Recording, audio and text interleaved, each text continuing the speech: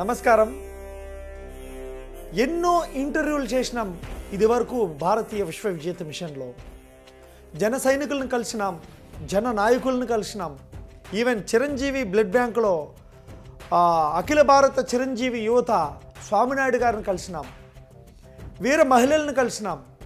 కానీ మొట్టమొదటిసారిగా సుదీర్ఘమైన ప్రయాణం చేస్తూ దాదాపు 13 సంవత్సరాల పైగా ప్రయాణం ఏకదాటిగా ప్రజారాజ్యం అప్పటి నుండి ఇప్పుడు జనసేన వరకు ఏకదాటిగా చాలా కార్యక్రమాల్లో యాక్టివ్గా పార్టిసిపేట్ చేస్తూ ఈవెన్ జనసేనలో ప్రతి సభకి వీళ్ళు అటెండ్ అవుతూ ఒక వీర మహిళ ఝాన్సీ లక్ష్మీబాయి ఏ విధంగా అయితే ఆ రోజు అన్యాయాలపైన పోరాడిందో ఆ తరహాలో ఒక వీరనారి ఝాన్సీ లక్ష్మీబాయి తర ఈరోజు చిత్తూరు జిల్లాలో ఒక నిజమైన కష్టపడే ఒక వీర మహిళతో మనస్ఫూర్తిగా ఈరోజు ఇంటర్వ్యూ చేయదలిసినాం.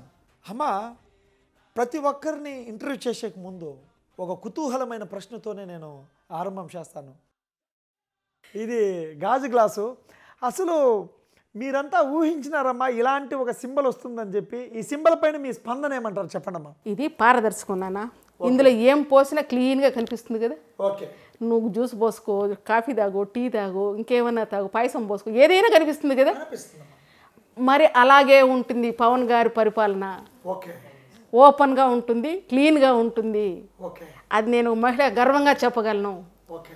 కాబట్టి ఈసారి పవన్ కళ్యాణ్ గారి గ్లాసు గుర్తుకి ఓటేసి పవన్ కళ్యాణ్ గారి సీఎంను చేసేంత వరకు ప్రతి ఒక్క మహిళ శ్రమిస్తే డెఫినెట్గా ఆయన సీఎం అవుతారు. స్వార్థం వీడి మనకేదో కావాలని కాదు, మనం ఏం చేయగలం, మనం ఎలా సహాయపడగలం పార్టీకి, మనం ఎలా సహాయపడితే సక్సెస్ అవుతుంది, ప్రతి క్షణం ఆలోచన చేసి డెఫినెట్గా సక్సెస్ అవుతాం. నేనైతే 24 hours ఆలోచించగలను, ఎందుకంటే నాకు సమస్య ఉంది. అలా కాదు, అందరికీ పాపం పిల్లలు ఉంటారు, చిన్నవాళ్ళు ఉంటారు. అసలు నేను ఈసారి జనసేన కొంచెం వెనుక్కున్నదంటే యువతున్నారో రానిలేని అనుకున్నా. మనకు సమస్యలు ఏమి ప్రశాంతంగా ఉందాం.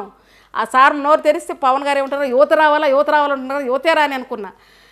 కానీ మహిళలకి ఇక్కడ ప్రాధాన్యత ఉందంటారా? పెద్దపీట ఉందంటారా? ఉంటుంది, ఆయన చెప్తున్నారు, ఉంటుంది. ఇస్తారు, ఎందుకు ఇవ్వరు? ఇస్తారు. కష్టపడుతున్నాం, ఎందుకు ఇవ్వరు? ఇస్తారు. కానీ ఆశించి కాదు, నేను కష్టపడుతున్నాను, నేను ఇష్టపడి చేస్తున్నా. కష్టపడి నేను చేయలేదు, ఇష్టపడి చేస్తున్నా. ఆ రోజు నేను ఎంత జోస్ మీద వర్క్ చేశాను, ఈరోజు ఈ జనతరంగమే మీకు అది నిదర్శనం. ఈరోజు కూడా అదేలాగే చేశాను. నాతో కూడా వర్క్ చేసేవాళ్ళు డేలబడిపోయారు, కానీ నేను డేలబడిపోలే. ఈరోజు కూడా అదే జోస్తో అదేలాగా చేస్తా. సక్సెస్ చేయాలని ఒక కసి నాను ఈసారి పోగొట్టుకోకూడదని. అమ్మా, ఈ గ్లాసులో పారదర్శకత కనపడుస్తూ ఉంది.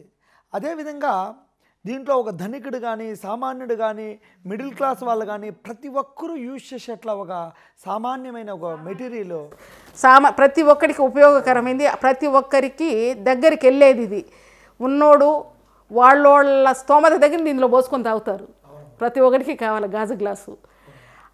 ఆయన మనసు ఎలాగా అర్థంలాగా పవన్ గారు ఈ గాజు గ్లాసు అదే కరెక్ట్గా ఆయనకు అదే వచ్చింది సింబల్. అది దైవానుగ్రహమో ఏమో తెలియదు. అయినా ప్రకృతి కూడా అనుకూలిస్తూ ఉందో ఏమో నాకు తెలియదు పవన్ గారికి. ప్రతి ఒక్కటి విషయం నేను ఎక్కడికన్నా వెళ్ళి ఎండలో ఒక విలేజ్కి వెళ్ళాము. మీరు కూడా వచ్చారో లేదు ఆ రోజు, పీలేరు దగ్గర ఒక మారుమూల విలేజ్కి. ఎండ కాలేదు మా వల్ల, తట్టుకోను. వాళ్ళు పిల్లలు ఏదో వాళ్ళ వల్ల ఆయన కాడికి చేశారు, సామాన్య లేదు, మా వల్ల కాలేదు, తట్టుకొని కాలేదు. ఎండను ఎట్లా బాగా కూర్చొనేదంటే అస్సలు మబ్బు వచ్చేసింది. ఆశ్చర్యపోయినాం మేము, మబ్బు రావడం ఏంది ఈ ఎండలోనేసి. ఆ మబ్బు వచ్చి సూర్యుని కమ్ముకుని హాయిగా కూర్చున్నాం, ఆ సభ చేసుకొచ్చాం. ఆ ప్రకృతి కూడా ఆయనకి ఏమన్నా అనుకూలిస్తుందేమో అని అనిపిస్తుంది. అమ్మ, ధర్మానికి న్యాయానికి నిజంగానే ధర్మం ఉంటే, నిజంగానే న్యాయం ఉంటే పంచభూతాలు సహకరిస్తాయి అనేసి పెద్దలందరూ అంటారు. ఆ పంచభూతాలు సహకరించి ఈ గాజు సింబల్ వచ్చిందంటారా? నాన్న, అవును. ప్రతి ఒక్కరు చేసిన తప్పులంతా ఎవరో చూడరు అని అనుకుంటారు ప్రతి ఒక్క మనిషి. కానీ 5 పంచభూతాలు చూస్తూనే ఉంటాయి ఆయన మనం చేసే ప్రతి పని. ఆయనకి భయపడేవాడే మనిషి. అలా కాకుండా ఏదోలే మనం ఎలాగైనా బతికేస్తుంటే బతుకు కాదు. నిజాయితీగా నిక్కచ్చమైన నిజాయితీ మగాడిని నేను పవన్ కళ్యాణ్ గారిలో చూశాను. ఆయన కోసం కష్టపడి శ్రమించి నేను వర్క్ చేస్తాను. ఖచ్చితంగా. ఈ మేనిఫెస్టోలో మీకు ఈ ప్రీ మేనిఫెస్టోలో ఏ విధమైన పథకాలు వచ్చేసిన మీకు ఆకర్షితులైనారమ్మా? ఈ గ్యాస్ ఫ్రీ కానీ 2000 ఇంకా 3500 ఇవ్వడం కానీ, మహిళలకు 33% రిజర్వేషన్ కానీ, వృద్ధులకు వృద్ధాశ్రమాలు కట్టించడం కానీ, అసలు వృద్ధాశ్రమం పెట్టారు, అది బాగానే ఉంది నాన్న. నేను దీన్ని వ్యతిరేకిస్తున్నానని కాదు, వృద్ధాశ్రమం బాగానే ఉంది. తల్లిదండ్రులు చూడని వాళ్ళకి ఉద్యోగం నుంచి తీసేస్తామని పెట్టువే సచ్చినట్టు చూస్తారు. ఖచ్చితంగా వృద్ధాశ్రమాలు ఎందుకు? కానీ ఈ ఆంధ్రప్రదేశ్లో కానీ భారతదేశంలో కానీ ఎక్కడ చూడు అడుక్కునే కళ్ళు లేని కబోదులు ఉండారు, కాళ్ళు లేని కబోదులు ఉండారు. వాళ్ళకి పింఛన్లు కూడా అందట్లేదు చాలామందికి. ఎందుకంటే అడిగేవాడికి పింఛన్ అందుతూ ఉంది, కానీ ఓటు హక్కుంటూ ఓటు వేసేంత నాణ్యం ఉండేవాడికే పింఛన్ అందుతూ ఉంది. కానీ దానికంటే దౌర్భాగ్య స్థితిలో ఉండే వ్యక్తులకి ఎవరికి కానీ పింఛన్ అందట్లేదు. వాళ్ళు ఇప్పటికీ అడుక్కుంటా తినుకుంటారు. ఒక ఇంట్లో ఒకరికి అంటున్నారు కదా, ఇద్దరికి వచ్చే ఇళ్ళు ఉన్నాయి. అది వాళ్ళకు అనుకూలమైన వాళ్ళకి. బియ్యాలు లేనడుకు పోతున్నాయా? లేదు. వాళ్ళ కార్లు ఉన్నాయి, సొంత ఇళ్ళు ఉన్నాయి, అన్ని వసతులు ఉన్నాయి, వాళ్ళకి అందరికీ బియ్యాలు ఉన్నాయి. 2000లో నేను ఇల్లు కట్టుతాను, ఈ ఇల్లు కడతాను, మరి మీకుందా కానీ మీరు అనొచ్చు. 2000 మేము ఇల్లు కట్టేటప్పుడు అప్పటి వరకు మాకు కార్డు ఉంది. నేనేమన్నానంటే మా ఆయనతో కార్డు మార్చుకోవాలన్నారు. వేరే చోట బాడిగింట ఉన్న చోట ఉండింది. మనం ఏదో ఇల్లు కట్టుకున్నాం బాగున్నాం, ఎందుకు లేనోళ్ళు తీసుకొని మనకి ఎందుకు లేనాను. ఆ రోజు ఈ రోజు నేను మన కార్డు జోలిపోలే. అవునమ్మా. అంటే ఇప్పటికీ బెంగళూరులో షెటిల్ అయ్యి ఇండ్లు కట్టుకొని కోట్ల సంపాదన ఉండే వాళ్ళు కూడా ఈరోజు ట్రావెల్ పెట్టుకొని వచ్చి రేషన్ బియ్యం వేసుకొని పోతా ఉంటారు. నిజమే అంటారా? నిజం, అదే పనిగా వస్తారు. ఓకే, అంటే కార్డు ఎగిరిపోతుందనే భయంతో వాళ్ళు వచ్చి బియ్యం వేసుకోవడం పోవడం జరుగుతూ ఉందన్నమాట. ఇంకోటి కూడా నాన్న, నేను ఆయన కూడా ఆదర్శం, నేను కట్నం కూడా రూపాయి తీసుకోలేదు మా బాబుకి. ఓ అవునమ్మా, ₹1 కట్నం తీసుకోలేదు. ఓకే, వాళ్ళు ఎంతైనా ఇస్తామని వచ్చారు నెల్లూరు. అమ్మా నిజమేనంటావమ్మా? ఈ కాలంలో కట్నం తీసుకో. నేను కట్నానికి వ్యతిరేకి, నాకు వద్దు, మీ ఇష్టం, మీ అమ్మాయికి ఏమన్నా పెట్టుకోండి అన్న. ఓకే, అందరూ అన్నారు అలా అనకూడదు అని అన్నారు. నా వ్యక్తిత్వం నాది, నాకు వద్దన్న. నేను ఆ రోజు లక్ష్మీనారాయణ, మీకు ఇష్టమైతే పెట్టుకోవచ్చు, ఏమన్నా పెట్టుకోండి మీ అమ్మాయికి. డిమాండ్లు చేయడము, కట్నాలు అడగడం, డబ్బు మాత్రం మాకొద్దు. మేమే ఖర్చు పెట్టుకున్నాం అన్నిటికీ. ఖచ్చితంగా మేము ₹1 మేము తీసుకోలేదు.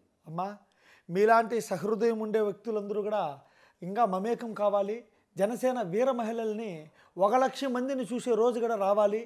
లక్షలాది మందిలో అందరూ ఊర్లకే పరిమితమై ఊళ్ళల్లోనే తప్పిస్తూ ఉన్నారు. అయ్యో జనసేన రావాలని, తెర ముందరకు వచ్చి ఈ 3 నెలలు కష్టపడాలని, ఈ 90 రోజులు వీర మహిళలు అందరూ ఒకటి కావాలని, ప్రజారాజ్య సమయంలో మీరు ఏ విధంగా అయితే అందరూ ఒగ్గట్టై కూటమై దాదాపు 800 ఓట్లతో ఓడిపోయే అంత గట్టి పోటీ మీరు ఇచ్చే స్థాయికి వచ్చినారో మళ్ళీ పూర్వ వైభవము ఈ 90 రోజుల్లో చూస్తామని ఆకాంక్షిస్తాను.